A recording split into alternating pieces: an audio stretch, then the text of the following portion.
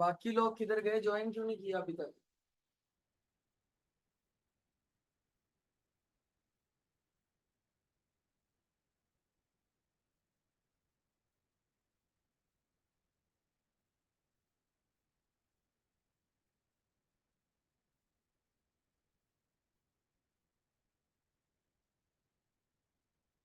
अच्छा बेटा देखें, ये जो डायग्राम है ना, ये डायग्राम भी आपको इलेक्ट्रॉनिक करंट और कन्वेंशनल करंट के बारे में समझाती है।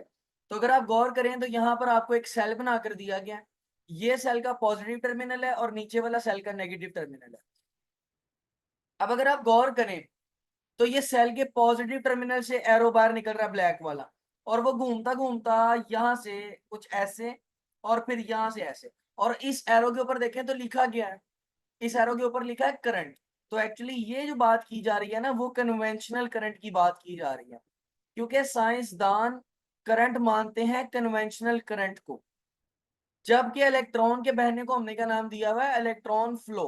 जैसे यहाँ पर देखें, क्योंकि नेगेटिव साइड नीचे है तो नेगेटिव साइड से आपके इलेक्ट्रॉन फ्लो करते हैं और वो यहाँ से मेटल में से होते हुए इधर से गुजर रहे हैं। तो ये जो आपके पास है ना, उसको उन्होंने क्या नाम दिया हुआ है, इलेक्ट्रॉन फ्लो। अच्छा, अब सवाल ये पैदा होता है कि दो तरह के करंट क्यों है? हमारे पास दो तरह की करंटों की क्या वजूहत है? तो बेटा आपने याद रखना है, शुरुआत में साइंसदानों को ये नहीं पता था कि नेगेटिव चार्जेस की वजह से करंट फ्लो करता है। उनको शुरू में ये लगा कि करंट पॉजिटिव चार्जेस की वजह से फ्लो करता है। इसलिए उन्होंने शुरू में ही सारे असूल किन चार्जेस के असूलों के मुताबिक बनाए, पॉजिटिव चार्जेस के असूलों के मुताबिक। यानी उनको शुरू में ऐसा लगा कि करंट पॉजिटिव चार्ज की वजह से फ्लो करता है, क्योंकि तब तक नेगेटिव चार्ज फाइंड ही नहीं हुआ। तो उन्होंने फिर अपने सारे कानून, ओहम्स लॉ, जितने भी लॉ हैं, वो सारे किसकी बेस पर बनाए, पॉजिटिव चार्ज की बेस पर। ठीक है, तो पॉजिटिव चार्ज की बेस पर जब उन्होंने अपने सारे कवानीन बना दिए और बाद में उनको 20 साल बाद पता चला, ओए होए सारी मेहनत खूह खाते बढ़ गई, क्योंकि असल करंट तो इलेक्ट्रॉनिक करंट होता है, पॉजिटिव चार्ज तो हिलते ही नहीं है। तो फिर उन्होंने सोचा भाई अब क्या करें, अब तो हमारे सारे कवानीन ऐसे हो गए, लोगों को आदत पड़ गई पॉजिटिव चार्ज की वजह से करंट बताने की, तो अब कैसे बदलें? तो उन्होंने कहा फिर हम दो करंट बना देते हैं, एक बना देते हैं कन्वेंशनल करंट, एक बना देते हैं इलेक्ट्रॉनिक करंट। समझ आ गई बात? तो ये इस वजह से दो करंट पाए जाते हैं दुनिया। अच्छा भाई, अब जरा देखिएगा अगली slide.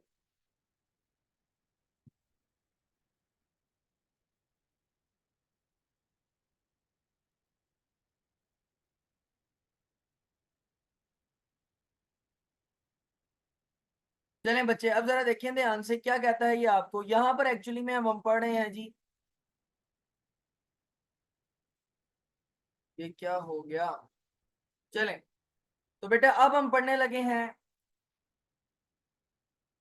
Current through a metallic conductor. अगर आपके पास कोई मेटल का कंडक्टर लगा है, आपने उसको बैटरी के साथ कनेक्ट किया है, तो उससे करंट फिर कैसा गुजरेगा? अब जरा आंखें खोल के ना इसको समझना आपने सारी बातों को। पहली बात, when battery is not connected, जब बैटरी कनेक्टेड नहीं है, यानी आपने किसी मेटल के पीस के साथ कोई बैटरी कनेक्ट नहीं की। अब जरा समझे इस बात को।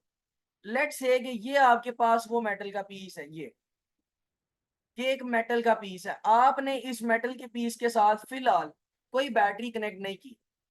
तो जब आप कोई बैटरी कनेक्ट नहीं करेंगे, there is no electric field inside the conductor, तो फिर इस कंडक्टर के पास किसी भी तरह की कोई इलेक्ट्रिक फील्ड जनरेट नहीं होगी, यानी इस कंडक्टर की इलेक्ट्रिक फील्ड क्या होगी, जीरो, क्योंकि आपने बैटरी से कनेक्ट नहीं की। Free electrons move randomly and net current is zero. तो जो आपके फ्री इलेक्ट्रॉन्स हैं वो रैंडमली मूव करते हैं, अपनी मर्जी से मूव करते हैं, और नेट करंट क्या होता है, जीरो होता है, क्योंकि देखे ना किसी तरह की कोई इलेक्ट्रिक फील्ड ही नहीं है, और जब कोई इलेक्ट्रिक फील्ड ही नहीं है तो करंट होगा भला? बोले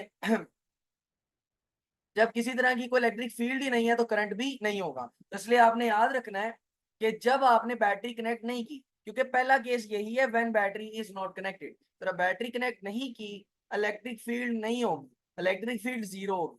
अगर इलेक्ट्रिक फील्ड जीरो है तो जितने भी इलेक्ट्रॉन्स हैं वो रैंडमली मूव करेंगे, और रैंडमली मूव करने का मतलब यह है कि करंट क्या होगा, जीरो। उसकी वजह यह है कि अगर एक इलेक्ट्रॉन यहां से इधर गया है तो एक इलेक्ट्रॉन इधर से इधर आ जाएगा, तो क्या कोई फर्क पड़ा? सब रैंडमली मूव कर रहे हैं ना, तो एक कहीं जाएगा उसकी जगह पे दूसरा आ जाएगा, एक कहीं और जाएगा उसकी जगह पे दूसरा आ जाएगा, तो किसी भी तरह का नेट फ्लो नहीं है। नेट फ्लो नहीं है तो फिर नेट करंट नहीं। अगली बात ये कि अगर आपने बैटरी कनेक्ट नहीं की तो वेलोसिटी जो ये जो आपके पास रैंडमली मूव कर रहे हैं इलेक्ट्रॉन्स, इन इलेक्ट्रॉन्स की जो वेलोसिटी है वो टेम्परेचर पे डिपेंड करती है। जितना ज्यादा टेम्परेचर होगा उतनी ज्यादा इनकी क्या होगी, वेलोसिटी होगी। तो वेलोसिटी यहाँ से आपने याद रखना है, रूम टेम्परेचर। बहरहाल आप याद रखेंगे जो वेलोसिटी है वो टेम्परेचर के डायरेक्टली प्रोपोर्शनल है। यानी इस केस में जितना ज्यादा आपका टेम्परेचर होगा उतनी ज्यादा आपके इलेक्ट्रॉन्स की क्या होगी, वेलोसिटी। बहरहाल फिर वो आपसे ये कहता है जी कि एट रूम टेम्परेचर, अगर रूम टेम्परेचर की बात की जाए, रूम टेम्परेचर का मतलब होता है 25 डिग्री सेल्सियस। तो 25 डिग्री सेल्सियस की अगर बात की जाए तो 25 डिग्री सेल्सियस पर इलेक्ट्रॉन्स की वेलोसिटी होती है फ्यू हंड्रेड किलोमीटर पर सेकेंड। तकरीबन ये 1500 किलोमीटर पर सेकेंड के बराबर होती है। आपकी किताब ने ये नहीं लिखा हुआ, लेकिन मैं आपको बता देता हूँ, एमसीक्यूज में याद रखना। तो बेटा पहला केस मैं दोबारा रिपीट कर रहा हूँ, जल्दी से रिपीट करूंगा। पहले केस में मैं आपको ये बताने की कोशिश कर रहा था कि अगर आपने किसी मेटल के पीस के साथ किसी भी तरह की कोई बैटरी कनेक्ट नहीं की तो क्या होगा। तो पहली बात, अगर आपने किसी मेटल के साथ कोई बैटरी कनेक्ट नहीं की, इलेक्ट्रिक फील्ड जीरो होगी। इलेक्ट्रिक फील्ड जीरो होगी, इलेक्ट्रॉन्स रैंडमली मूव करेंगे। इलेक्ट्रॉन्स रैंडमली मूव करेंगे तो नेट करंट जीरो होगा। और इस केस में जो इलेक्ट्रॉन्स रैंडमली मूव कर रहे थे उनकी वेलोसिटी टेम्परेचर पे डिपेंड करेगी, जो कि रूम टेम्परेचर के करीब चंद हंड्रेड फ्यू हंड्रेड किलोमीटर पर सेकेंड होती है। अब आप क्या करें जी, आप इस मेटल के पीस के साथ बैटरी कनेक्ट कर, तो जब आप बैटरी कनेक्ट करेंगे तो there is an electric field establish, एक इलेक्ट्रिक फील्ड स्टैब्लिश हो जाएगी। वो कैसे जी, आप वही मेटल का पीस इमेजिन करें, ये मेरे पास मेटल का पीस है। मैं इस मेटल के पीस को कनेक्ट करता हूँ बैटरी से, तो ये बैटरी का बड़े वाला टर्मिनल पॉजिटिव, छोटे वाला टर्मिनल नेगेटिव। ये मैंने मेटल को कनेक्ट कर दिया। अब अगर मैंने यहाँ पर जरा तवज्जो से देखिएगा, ये वाली साइड पॉजिटिव है तो आपके पास मेटल की इस साइड पर क्या आ जाएगा, पॉजिटिव पोटेंशियल। ये वाली साइड नेगेटिव है तो मेटल की इस साइड पर कौन सा पोटेंशियल आ जाएगा, नेगेटिव। और आपको पता है कि इलेक्ट्रिक फील्ड पॉजिटिव से किस तरफ को होती है, नेगेटिव की तरफ। तो आप देखें कि जैसे ही मैंने मेटल को बैटरी से कनेक्ट किया तो उसके अंदर पॉजिटिव से नेगेटिव की तरफ क्या जनरेट होगी, इलेक्ट्रिक फील्ड। तो आपने याद रखना है पहला स्टेप ये है कि जब आप बैटरी कनेक्ट करते हैं तो इलेक्ट्रिक फील्ड क्या हो जाती है, स्टैब्लिश हो जाती है। Electrons move in the direction of electric field. अब चूंकि इलेक्ट्रिक फील्ड स्टेब्लिश हो गई है, पहले इलेक्ट्रॉन कैसे मूव कर रहे थे जब इलेक्ट्रिक फील्ड नहीं थी, पहले इलेक्ट्रॉन मूव कर रहे थे रैंडमली। अब इलेक्ट्रॉन किसकी डायरेक्शन में मूव करेंगे, इलेक्ट्रिक फील्ड की डायरेक्शन में, क्योंकि हमने पढ़ा इलेक्ट्रॉन इलेक्ट्रिक फील्ड की डायरेक्शन में मूव करते हैं। अब ना ये वाली जो बात है ना, ये वाली बात, ये मैं अभी रीड आउट करवा देता हूँ, लेकिन समझ ये आपको अगली स्लाइड में आनी है, वहां पर मैं आपको ये डिटेल में बताऊंगा। अभी देखें बेटा, अब आपके पास जब तार है, तार, तो तार के एटम्स होंगे। हर चीज एटम से मिलकर बनी है तो तार के भी एटम्स होंगे। तो जब उस तार में से इलेक्ट्रॉन तेज रफ्तार से मूव कर रहे होंगे तो होगा ये कि वो इलेक्ट्रॉन बार बार एटम के साथ टकरे मारेंगे, बार बार उन इलेक्ट्रॉन्स की एटम के साथ टक्कर होगी। और जब उस इलेक्ट्रॉन की एटम के साथ टक्कर होगी तो उसकी स्पीड क्या हो जाएगी, स्लो हो जाएगी। इसलिए मैंने यहाँ पर ये लिखा है कि देखें जरा, retarding force experience by electrons, जो रिटार्डिंग फोर्स है इलेक्ट्रॉन्स ने एक्सपीरियंस की, रिटार्डिंग फोर्स का मतलब है स्लो करने वाली फोर्स। तो आप देखें कि जो आपके इलेक्ट्रॉन्स हैं, इलेक्ट्रॉन्स वो बार बार एटम से टकरा रहे हैं, तो टकराने की वजह से इनको किस फोर्स का सामना होगा, रिटार्डिंग फोर्स, रोकने वाली फोर्स। वो एक्सेलरेशन प्रोड्यूस नहीं करती। यानी जो रिटार्डिंग फोर्स है वो एक्सेलरेशन एक वक्त आता है कि एक्सेलरेशन प्रोड्यूस नहीं करती। सो दे एक्वायर एन एवरेज वेलोसिटी। तो फिर जो इलेक्ट्रॉन्स हैं उन सब की वेलोसिटी यूनिफॉर्म हो जाती है, एवरेज हो जाती है, क्योंकि सब टकरे मार रहे होते हैं। तो एक वक्त आता है सबकी वेलोसिटी एक जैसी हो जाती है, of the order of 10⁻³ metre per second. और वो वेलोसिटी तकरीबन कितनी होती है जी, वो वेलोसिटी बहुत स्लो होती है, यानी 10⁻³ मीटर पर सेकेंड। और इस वेलोसिटी का नाम क्या होता है, ड्रिफ्ट वेलोसिटी। अब ये ड्रिफ्ट वेलोसिटी का कॉन्सेप्ट मैं अभी आपको आगे समझाता हूँ, अभी आपने सिर्फ पैराग्राफ पढ़ना था। पैराग्राफ अभी आगे समझ में आएगा, अभी आपने जो समझ में आ गया ना उतने पे इक्तफा करें। अभी आगे पढ़ाता हूँ आपको, सारा समझ में आ गया। चलें बेटा इसका स्क्रीनशॉट ले लें, अगर कोई बात ऐसी है जो समझ में नहीं आई तो मेरे से पूछें।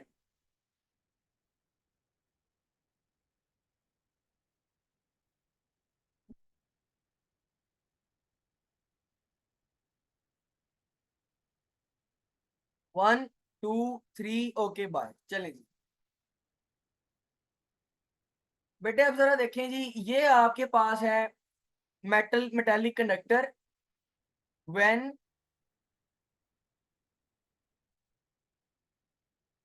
not connected to a battery। अभी मैंने इस मेटेलिक कंडक्टर को बैटरी से कनेक्ट नहीं किया, बैटरी से कनेक्ट नहीं किया तो मैंने आपको इसके बारे में भी डिटेल समझाई है, मैं एक दफा दोबारा बता देता हूँ। पहली बात ये होगी कि there will be no electric field, क्योंकि मैंने इसको बैटरी से कनेक्ट नहीं किया, किसी भी तरह की इलेक्ट्रिक फील्ड नहीं हो। दूसरी बात ये कि इलेक्ट्रॉन जो है आपके, चार्जेस जो हैं, अभी आपको यहाँ पर ये जो चार्जेस मूव करते हुए नजर आ रहे हैं, electrons will move randomly. Electron कैसा मूव करेंगे? रैंडमली। फिर इन इलेक्ट्रॉन्स की जो वेलोसिटी है, रैंडम वेलोसिटी है, वो डायरेक्टली प्रोपोर्शनल होती है टू द टेम्परेचर।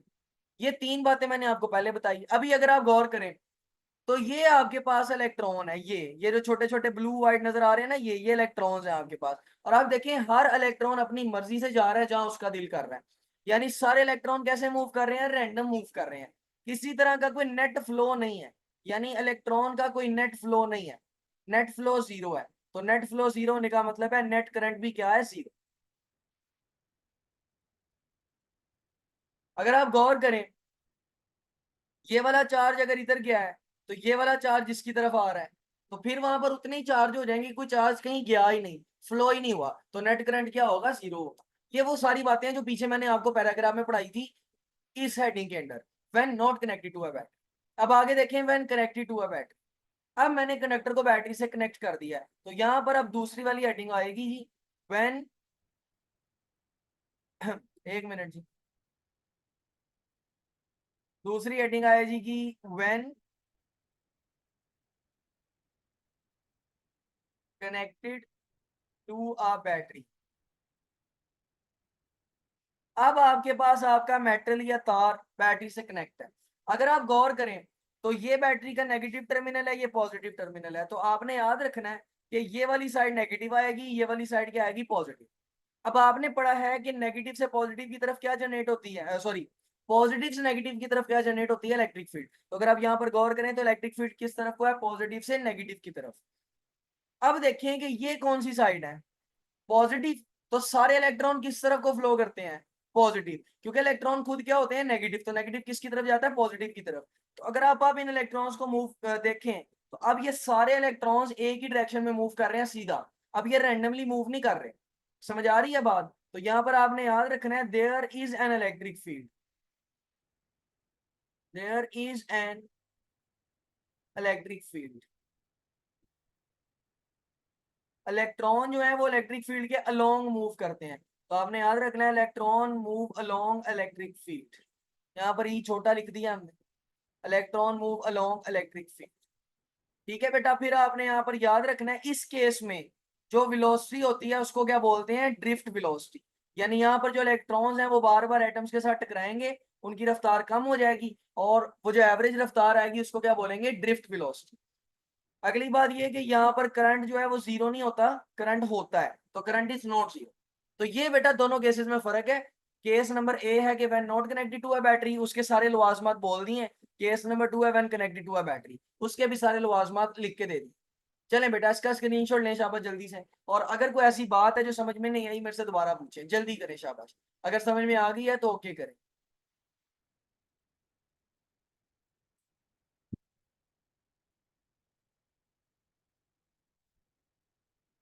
चलें बेटा, स्क्रीनशॉट ले लें इसका, 1 2 3, ओके बाय। सेमीकंडक्टर के बारे में बेटा अब तो बड़ा पुराना हो गया, रिकॉर्डिंग में देख लेना। बेटा अब हमने डिस्कशन करनी है ड्रिफ्ट वेलोसिटी के बारे में। पहली बात उत्तर आपने याद रखनी है, ड्रिफ्ट वेलोसिटी को वी डी से शो करते हैं, वी के साथ छोटा सा डी। तो जब वी के साथ छोटा सा डी लग जाता है तो उसका मतलब क्या होता है? Drift velocity. The average uniform velocity, electrons की जो एवरेज यूनिफॉर्म वेलोसिटी होती है of electrons under the influence of electric field, इसका ड्रिफ्ट वेलोसिटी, और इसकी वैल्यू कितनी होती है? 10⁻³ मीटर पर सेकेंड। आप नीचे ये एनिमेशन को ध्यान से समझिएगा, फिर मैं आपको इसका फार्मूला भी बताऊंगा और फार्मूले की ट्रिक भी बताऊंगा। देखें, तो बेटा यहाँ से आपने याद रखना है, ये देखें ये आपके पास जो इलेक्ट्रॉन्स हैं ये इन एटम्स के साथ टकरा रहे हैं। यहाँ पर मैं एक दफा दोबारा हाईलाइट करके दे देता हूँ, ये जो रेड वाले हैं आपके पास, दीज आर द एटम्स और ये जो आपके पास छोटी छोटी बॉल्स हैं यहाँ पर, दीज आर दी इलेक्ट्रॉन्स। तो जब ये इलेक्ट्रॉन्स मूव करते हैं तो ये बार बार एटम्स के साथ टकराते हैं। टकराने की वजह से इनकी रफ्तार स्लो हो जाती है, और स्लो होने की वजह से मैं ये बोलता हूँ कि इनकी रफ्तार यूनिफॉर्म हो जाती है सबकी। और वो जो रफ्तार होती है उनको क्या बोलते हैं, ड्रिफ्ट वेलोसिटी। ओके हो गया बेटा। अब बेटा आपने याद रखना है कि जो ड्रिफ्ट वेलोसिटी होती है उसका फार्मूला होता है जी current divided by area multiply by number of electrons multiply by electric field. This is the formula of drift velocity.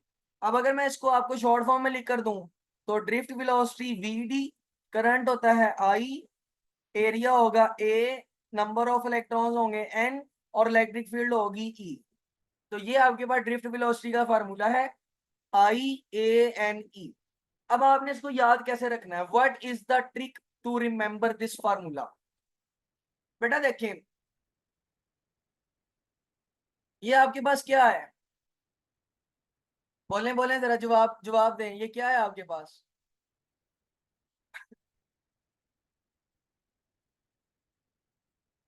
बिल्कुल, तो ये है आई, दिस इज आई। ठीक हो गया बेटा, समझ आ रही है बात। तो आई को आपने याद रखना है एज आई। तो ड्रिफ्ट वेलोसिटी के ऊपर क्या आएगा, आई। ड्रिफ्ट वेलोसिटी के ऊपर क्या आएगा, आई। और अब देखें जी, ये कौन है, ये है अन्नी। ठीक है जी, तो फार्मूला बन जाएगा आई अन्नी। तो ड्रिफ्ट वेलोसिटी की ट्रिक आपने याद रखनी है, ड्रिफ्ट वेलोसिटी का फार्मूला है आई अन्नी। ठीक है जी, इससे ये जिंदगी में कभी नहीं भूलना आपको, आई अन्नी बस।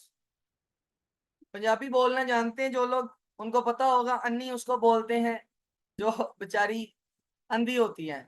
और ये हमारी मोहतरमा भी कुछ ऐसी हैं। ये वीडियो मुझे यूट्यूब पे अपलोड करते हुए भी डर ही लगेगा कहीं कॉपीराइट ही ना डाल दें या मुझे पकड़ ही ना लें। बहरहाल आपने याद रखना है जी कि ड्रिफ्ट वेलोसिटी का फार्मूला है आई अन्नी, यानी करंट डिवाइड बाय अन्नी। चलें जी, बात समझ में आई कि अगली भी गई, बोलें।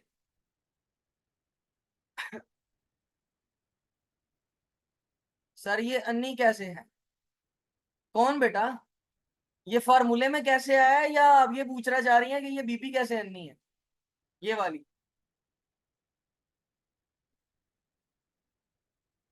अच्छा बीबी कैसे अन्नी है, आप कहीं पीएमएलएन की सपोर्टर तो नहीं है।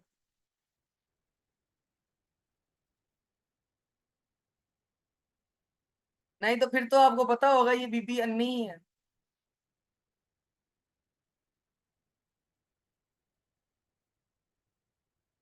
एक होती है अन्नी, एक होती है अकल की अन्नी। ये अकल की अन्नी है, इसको अकल नहीं है। बहरहाल इसके बारे में ज्यादा बात नहीं करें, हमारी वीडियो रिकॉर्ड हो रही है, ऐसा ना हो कि कल सर क्लास ना पढ़ा सकें, पुलिस वाले ले जाएं। चलें भाई, जी बेटा समझ में आ गया है तो स्क्रीनशॉट लें इसका जल्दी से। वन, परेशान ना हो, ये आपके पास, खैर जो मैं इधर आई एन नहीं लिख लूं।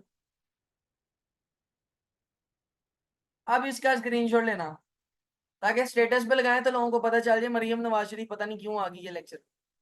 चलें जी, चलें स्क्रीनशॉट ले लें बेटा इसका। One, two, three, okay bye. चलिए जी, कोई सवाल है तो मेरे से पूछ लें, अगर सब समझ आ गया तो ओके कर लें।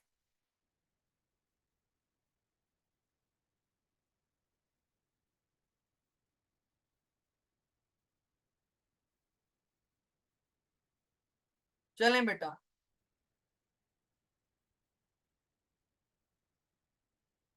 ड्रिफ्ट वेलोसिटी फास्ट रिपीट कर दूं। अच्छा जी, अब मैंने रेस कर दिया, बहरहाल तब बताना था। देखें जी, क्या होती है ड्रिफ्ट वेलोसिटी जी, तो drift velocity is the average uniform velocity of electrons under the influence of electric field.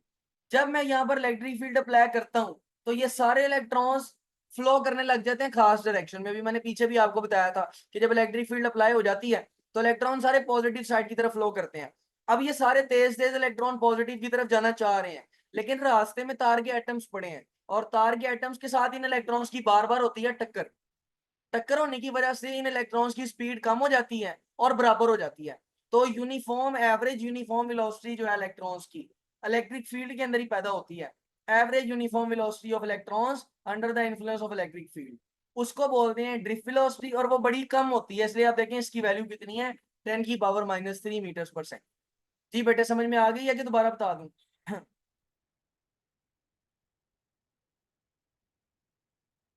चलें बेटा, आज के लेक्चर में इतना ही।